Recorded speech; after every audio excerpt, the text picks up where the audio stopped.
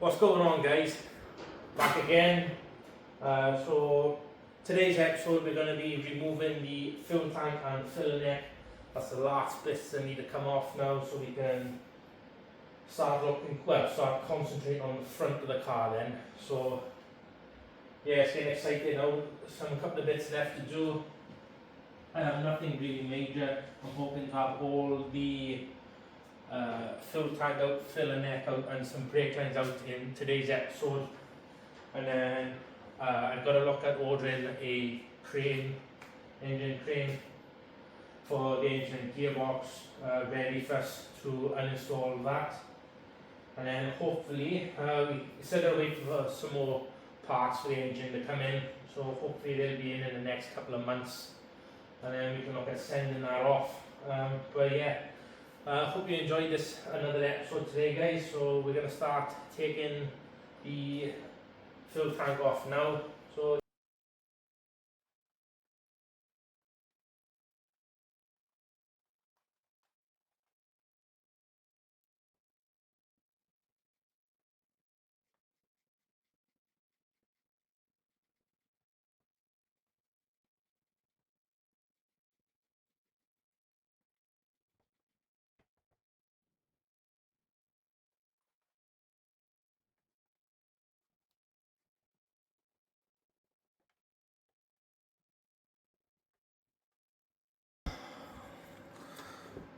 right, you'll have to bear with me, guys. I haven't got the room to really show you with the camera, so we're going to be removing this bolt.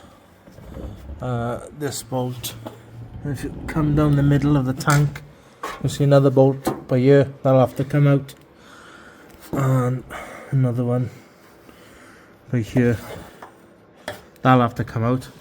You'll have to unhook your ABS lines, so they'll have to come undone. I've already took the one side out.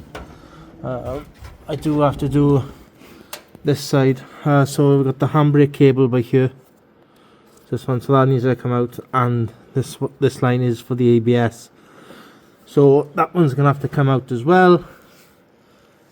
And then we can start disconnecting like the lines like this. They will be for the fuel, so feed and return, so we'll have to disconnect them. Oh, yeah, apologise for the angle, guys. Can't really get in here. So when we've undone them bolts over there now, then we can have to come down to the filler neck. There'll be two bolts up here. You'll have to get them from the flap though. To get them up from there is two screws. So yeah, they should be able to drop down then, so I'll take them out and then I'll show us dropping the tank then. Right, guys, when you come to remove your fuel tank, you will need to undo these two lines, right? So these are actually inside the car. So if you come in here, lift your carpet up, and they'll clip into these two boxes there. Clip into there, and then they'll run through the hole down there. And then you'll see they'll come out of the hole there. Let me put it like that. Right, them two cables will come to this hole there, and they'll route this way, right? So you'll have to undo them, because that'll be for the ABS and the secondary pump. So you'll have to undo them ones. You'll have to undo these lines, obviously, and the sensor and the handbrake cable. Them lines, they'll just they push in, they do, and then you pop them off. They might have a little bit of fuel in it, so if we've got a little drain bucket like I have, it'll collect it. It won't be much, a couple of drips, but you can catch it. So yeah, I was quite surprised actually, which is how clean behind the fuel tank is, which is a bit of a lifesaver. So We may only need a little bit of a Scotch-Brite on our epoxy primer and paint it with some 3M, but yeah, it's actually a lot cleaner under here than what I thought, which to me is it's amazing. It's just not going to need as much. There's a little bit of rust by the bolts, but the threads now are great. It's like on both sides, but other than that, there's nothing really on the car rust wise. So yeah,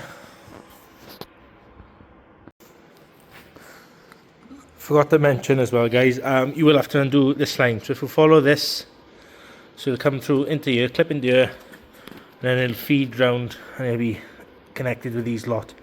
So you just have to pop it off. That's all it's on a clip.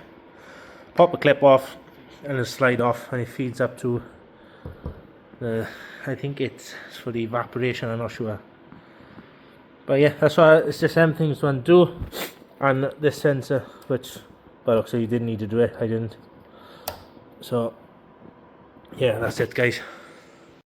Alright guys, so we're going to be starting to disassemble some of the stuff now, ready for zinc plating and to be cleaned up. So we've removed the plug already, because that is in the top, like that per se.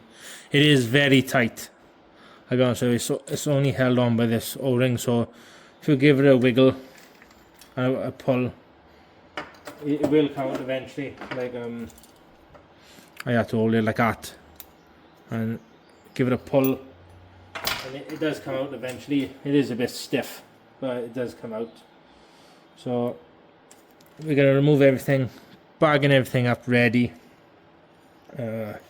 I've already done the other bits. I didn't quite realise I wasn't recording, so I've got some stuff in this already.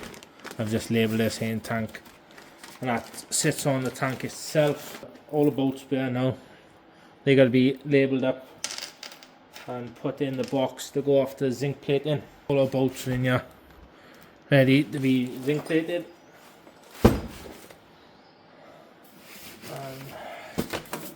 We got a book with everything written down, what is what. Nice sandwich bag or whatever. Label on it, what goes in what. So we're going to remove some of the stuff now.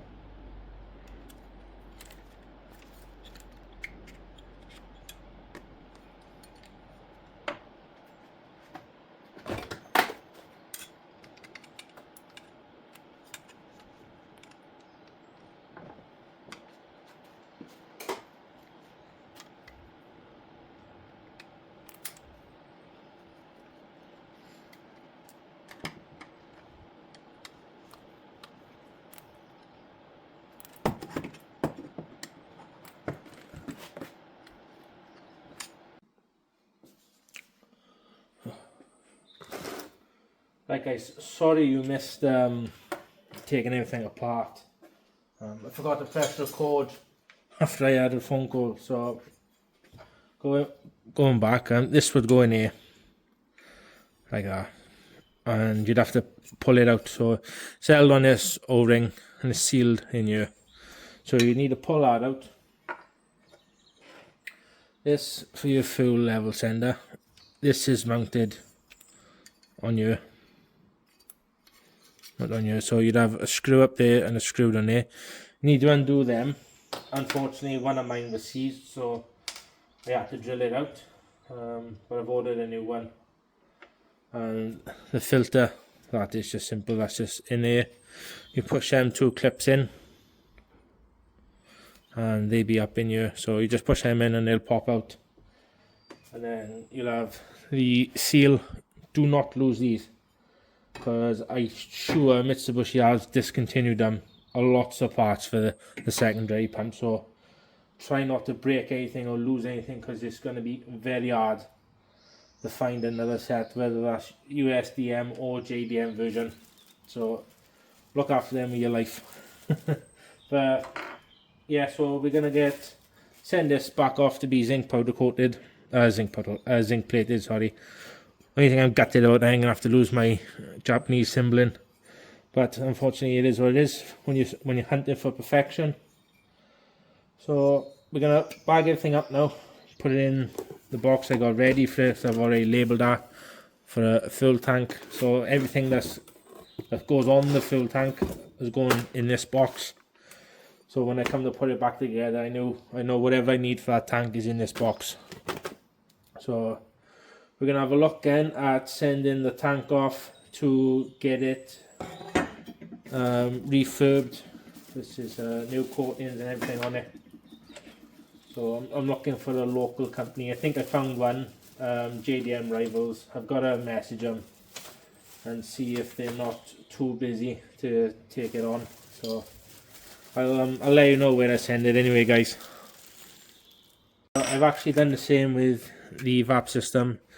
Just taking it all apart, put the seals in the bags ready to go away. I am having the plate zinc plated in probably like a bright, I'm either going yellow or silver. I'm undecided at the moment, so I've got them to go in the bag ready with the rest of the zinc plating stuff. So yeah, just make sure you tag everything up, guys. I can't fucking say that enough. Like, this is for the evap.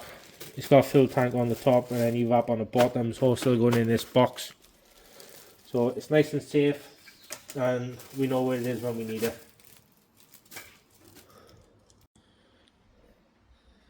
So it's the same principle, guys, again with the main fuel pump. You got the seals and the cover. The only thing different with this, we won't be using this anymore. We are upgrading to a radium fuel hanger and plumbing system. So we are going to be running a double pumper, 2 Walbro 455s in this, but lovely bit of kit this is. The guys at Radium, they've always done lovely gear. So we're going to be changing the pump. That's going to be an 8 AN feed, and I'm thinking of going with either going to stick with a AN 6 return, or I'm going to do an 8. I'm unsure. I got to speak with my engine builder and tuner, see what he wants to do. The crossover will stay the same because of the fitting it is, so we're going to leave that as that one. We're just going to change the return and the pump. So we're going to be having them, and then they will be fed off the automotive 1000cc one. So they'll be both on 8. I think they're AN10. These ones are. Yeah, dash 10 AN fit in for. So we'll be changing them to an 8. We have got the pressure. So the PSI pressure, we know what we're going to be running. So we got them ready to go on. We got the plumbing kit and everything for this to go on. We just need to carry on, get everything installed once we have everything back. So